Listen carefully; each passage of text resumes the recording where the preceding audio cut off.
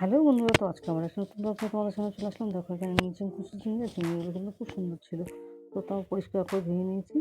আর এই কুচি চিংড়ি দিয়ে করবো বড়া, যার জন্য কিছু জিনিস আমি কেটে নিয়েছি এখানে পেঁয়াজ কুচানো, লঙ্কা কুচি আর কয়েক কোয়া রসুন কুচি করে কেটে নিয়েছি। আর এখন এগুলো সমস্ত কিছু আমি চিংড়ি মাছের মধ্যে দিয়ে দেবো। আর দিয়ে দেবো কিছু ধনে পাতা। তারপরে দিয়ে দেবো পরিমাণ মতো নুন, হলুদ আর জিরের গুঁড়ো। এখানে কিন্তু আমি লঙ্কার গুঁড়ো ইউজ করবো না, যেহেতু এখানে কুচানো কাঁচা লঙ্কা দিয়েছি।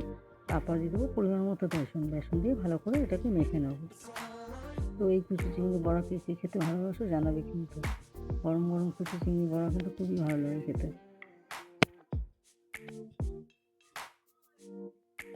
তো দেখো এবার সুন্দর করে সমস্ত কিছু মেখে নিচ্ছি, এরকম করে মেখে নিচ্ছি।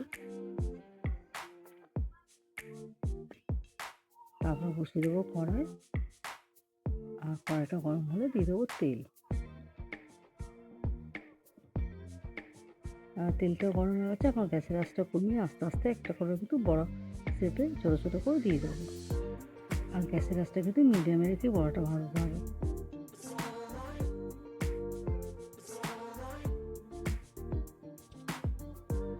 গ্যাসের আঁচটা বাড়িয়ে ভাজতে কি ভেতরটা কাঁচা থাকবে, উপরটা পুড়ে যাবে।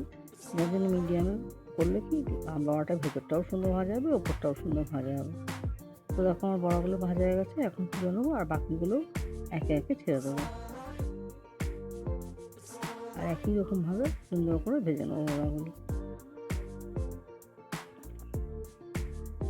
তো আজকের মতো ভিডিওটা এখানেই শেষ করছি। সবাই ভালো থাকবেন, সুস্থ থাকুন। যদি আমার ভিডিওটা ভালো লেগে থাকে তো একটা লাইক ও সাবস্ক্রাইব করে দেবেন। তো এই যে পরের বড়াগুলোও কিন্তু আমার ভাজা হয়ে গেছে, এখন এগুলোকে আমি সব নামিয়ে নেবো। তো এই যে আজকে চিংড়ি মাছের বড়া আমার রেডি।